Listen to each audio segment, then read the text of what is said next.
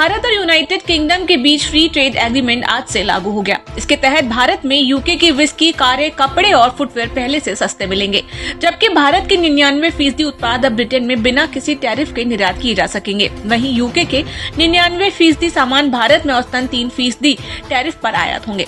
सरकार को उम्मीद है कि समझौते से वर्ष 2030 तक दोनों देशों के बीच व्यापार बढ़कर $120 अरब तक पहुंच जाएगा। घरेलू शेयर बाजार में आज मजबूती का माहौल देखने को मिला। सेंसेक्स 500 अंकों से अधिक की बढ़त के साथ 77,500 के स्तर पर कारोबार करता रहा, जबकि निफ्टी करीब 150 अंक चढ़कर 24,200 के आसपास पहुंच गया। बाजार में ऑटो और बैंकिंग सेक्टर के शेयरों में सबसे ज्यादा खरीदारी देखने को मिली, जिससे निवेशकों का भरोसा मजबूत हुआ।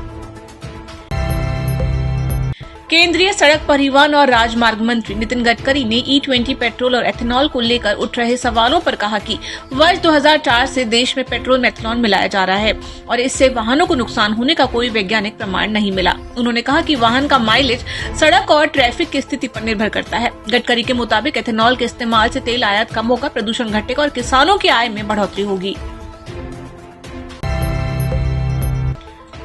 Grohe Hurun India real estate rich list 2026 में बड़ा बदलाव देखने को मिला। गौतम अडानी और उनका परिवार पहली बार इस सूची में शीर्ष स्थान पर पहुंच गया। इस साल अडानी प्रॉपर्टीज की वैल्यू में करीब 38,000 करोड़ रुपए की बढ़ोतरी दर्ज की गई। इसके साथ ही उन्होंने DFF के चेयरमैन राजीव सिंह को पीछे छोड़ते हुए रियल एस्टेट सेक्टर में नंबर 1 की जगह हासिल कर ली।